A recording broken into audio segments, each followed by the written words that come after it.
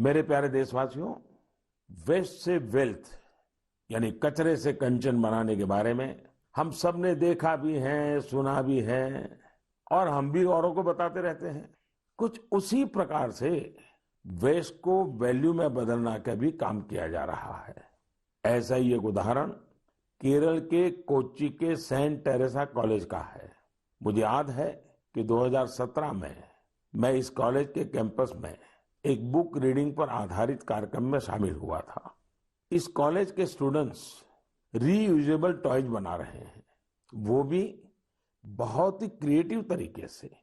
ये स्टूडेंट्स पुराने कपड़ों, फेंके गए लकड़ी के टुकड़ों, बैग और बॉक्सेस का इस्तेमाल खिलौने बनाने में कर रहे हैं। कोई विद्यार्थी पजल बना रहा है, तो कोई कार और ट्रेन बना रहा है।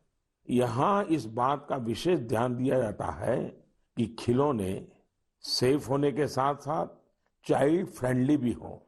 और इस पूरे प्रयास की एक अच्छी बात ये भी है कि ये खिलौने आंगनवाड़ी बच्चों को खेलने के लिए दिए जाते हैं। आज जब भारत खिलौनों की मैन्युफैक्चरिंग में काफी आगे बढ़ रहा है, तो वेस्ट से वैल्यू के ये अभियान, ये अभिनव प्रयोग बहुत मायना रखते हैं। आंध्र प्रदेश के विजयवाड़ा में एक प्रोफेसर श्रीनिवास पदकांडला जी हैं। वे बहुत ही रोचक कार्य कर रहे हैं। उन्होंने ऑटोमोबाइल मेटल स्क्रैप से स्कल्पचर्स बनाए हैं। उनके द्वारा बनाए गए विशाल स्कल्पचर्स सार्वजनिक पार्कों में लगाए गए हैं और लोग उन्हें बहुत उत्साह से देख रहे हैं। इलेक्ट्रॉनिक और ऑटोमोबाइल वेस्ट की रिसाइकलिंग का यह एक अभिनव प्रयोग है। मैं एक बार फिर कोच्चि और विजयवाड़ा के इन प्रयासों की सराहना करता हूं और उम्मीद करता हूं कि और लोग भी ऐसे प्रयासों में आगे आएंगे। मेरे प्यारे देशवासियों, भारत के लोग दुनिया के किसी कोने में जाते हैं तो गर्व से कहते हैं कि वो भारतीय हैं। हम अपने योग, आयुर्वेद, दर्शन, न जाने क्या कुछ नहीं है हमारे पास, जिसके लिए हम गर्व करते हैं, गर्व की बातें करते हैं। साथ ही अपनी स्थानीय भाषा, बोली, पहचान, पहनाव, खान पान, उसका भी गर्व करते हैं। हमें नया तो पाना है और वही तो जीवन होता है, लेकिन साथ साथ पुरातन गंवाना भी नहीं है। हमें बहुत परिश्रम के साथ अपने आसपास मौजूद अथाह सांस्कृतिक धरोहर का संवर्धन करना है, नई पीढ़ी तक पहुंचाना है।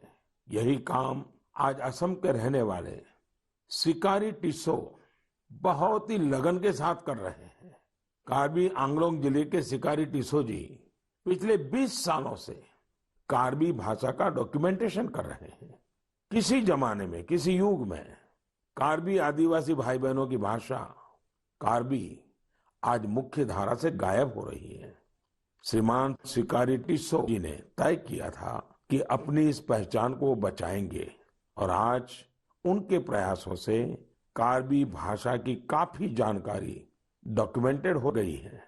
उन्हें अपने इन प्रयासों के लिए कई जगह प्रशंसा भी मिली है और अवार्ड भी मिले हैं। मन की बात के द्वारा श्रीमान सिकारी टिस्सौ जी को मैं तो बधाई देता ही हूं, लेकिन देश के कई कोने में इस प्रकार से कई साधक होंगे जो एक काम लेकर के खपते रहते होंगे। मैं उन सबको भी बधाई देता हूं। मेरे प्यारे देशवासियों, कोई भी नई शुरुआत यानी न्यू बिगिनिंग हमेशा बहुत खास होती है। न्यू बिगिनिंग का मतलब होता है न्यू पॉसिबिलिटीज, नए प्रयास, और नए प्रयासों का अर्थ है नई ऊर्जा और नया जोश। यही कारण है कि अलग अलग राज्यों और क्षेत्रों में एवं विविधता से भरी हमारी संस्कृति में किसी भी शुरुआत को उत्सव के तौर पर मनाने की परंपरा ही रही है। और ये समय नई शुरुआत और नए उत्सवों के आगमन का है। होली भी तो बसंत को उत्सव के तौर पर ही मनाने की एक परंपरा है।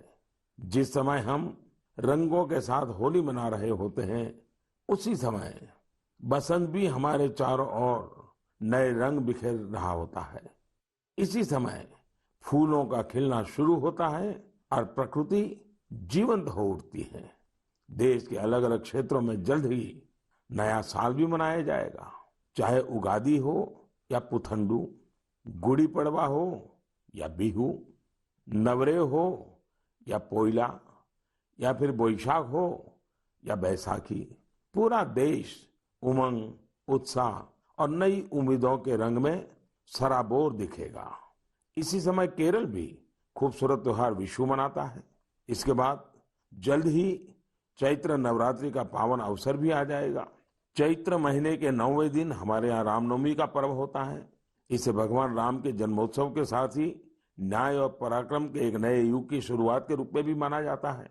इस दौरान चारों ओर धूमधाम के साथ ही भक्ति भाव से भरा माहौल होता है, जो लोगों को और करीब लाता है, उन्हें परिवार और समाज से जोड़ता है, आपसी संबंधों को मजबूत करता है। इन त्योहारों के अवसर पर मैं सभी देशवासियों को शुभकामनाएं देता हूं। साथियों, इस दौरान 4 अप्रैल को देश ईस्टर भी मनाएगा। जीसस क्राइस्ट के पुनर्जीवन के उत्सव के रूप में ईस्टर का त्योहार मनाया जाता है।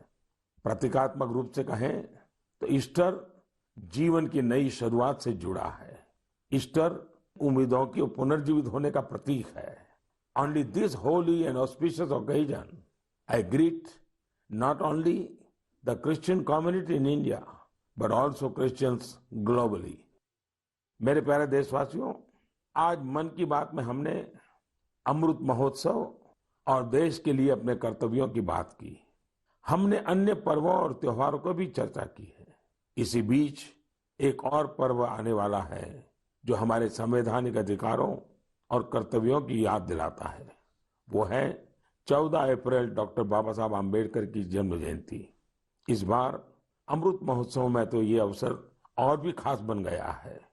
मुझे विश्वास है बाबा साहब की इस जन्म जयंती को हम जरूर यादगार बनाएंगे, अपने कर्तव्यों का संकल्प लेकर उन्हें श्रद्धांजलि देंगे। इसी विश्वास के साथ आप सभी को पर्व त्योहारों की एक बार फिर शुभकामनाएं हैं। आप सब खुश रहिए, स्वस्थ रहिए और खूब उल्लास मनाइए।